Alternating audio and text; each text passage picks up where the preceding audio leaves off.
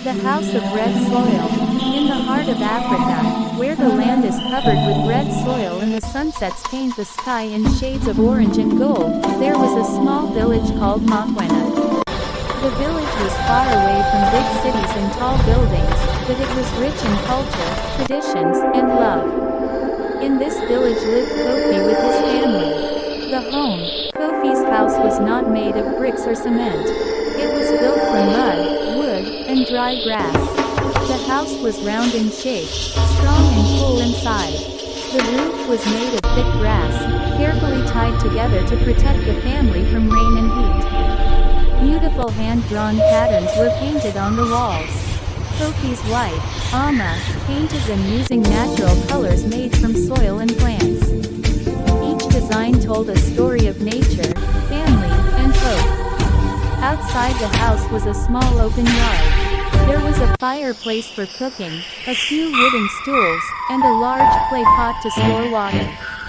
Every morning, the sound of birds and a rooster waking the village filled the air.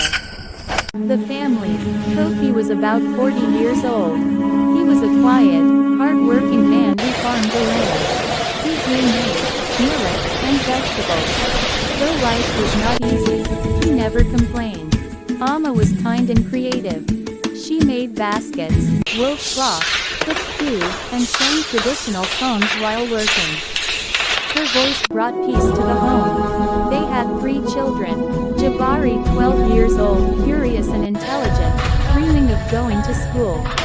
Mia, 9 years old, cheerful and helpful, always close to her mother. Tano, 5 years old, playful and innocent, loved by everyone.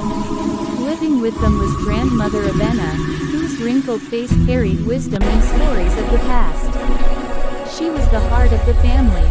Daily life. Every morning, Mama and Mia walked a long distance to fetch water. Kofi and Jabari went to the fields with simple tools.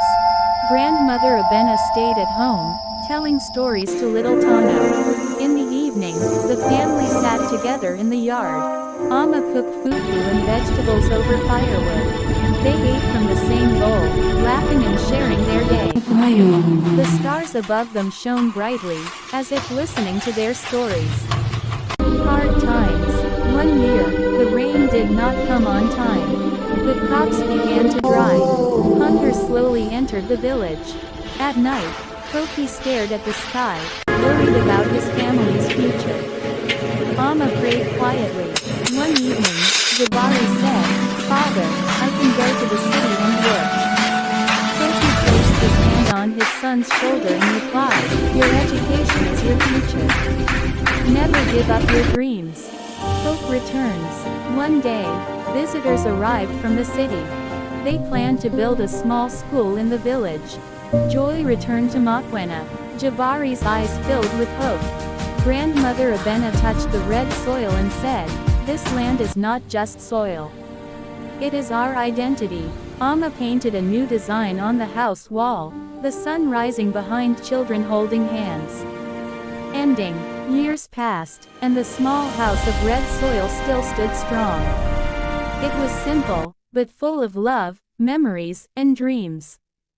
Because in Africa, a home is not built with walls alone. It is built with family, tradition, and love. Heart,